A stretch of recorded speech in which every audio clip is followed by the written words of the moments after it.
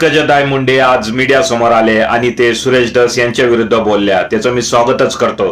खरं तर पंकजाताई मुंडे यांनी रोज बोलला पाहिजे होतं.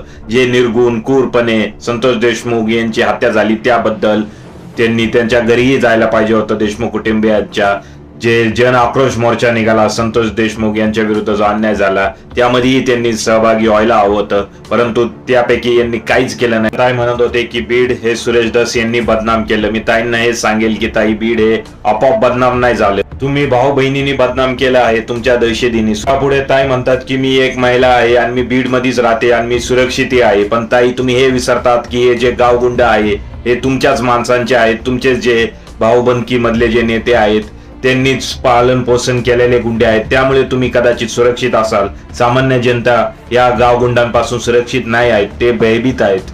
तुमच्या गुंड्यांची दहशत त्या सामान्य जनतेला भोगावी लागते हे विसरू नका.